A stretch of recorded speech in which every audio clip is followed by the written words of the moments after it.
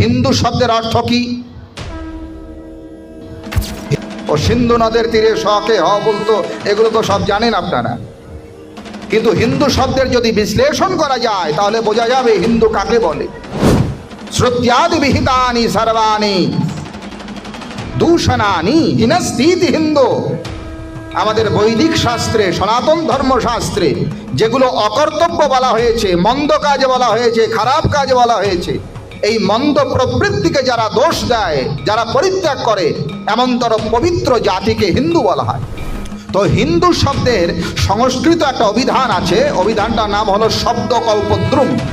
ওইখানে হিন্দু শব্দের অর্থ করা হচ্ছে, সেই অর্থ করতে গিয়ে মেরুতন্ত্রের বচন, ভগবান শিবের বচন, মেরুতন্ত্র 23 প্রকাশ, সেখান থেকে বলা হচ্ছে হিন্দু কাকে বলে।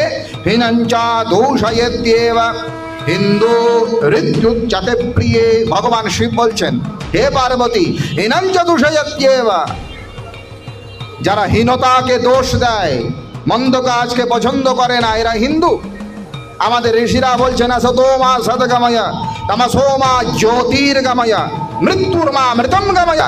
কাজেই হিন্দুর বৈশিষ্ট্য যদি জিজ্ঞাসা করতে হয়, হিন্দুর সংজ্ঞা যদি দিতে হয়, তাহলে এক কথায় বলা যায় হিন্দু সেই ধর্ম, হিন্দু জাতি সেই জাতি, হিন্দুর অনুসারী তারাই যারা অজ্ঞানতাকে ছেড়ে দিয়ে জ্ঞানের পথে চলে, যারা অন্ধকারকে ছেড়ে দিয়ে আলোর পথে চলে, যারা অকর্তব্য পরায়ণতাকে পরিত্যাগ করে কর্তব্য পরায়ণ হয়, যারা অসভ্যতাকে পরিত্যাগ করে সুসভ্য হয়, এমনতর সদাচারী কর্তব্য পরায়ণ বীরের জাতি হিন্দু জাতি।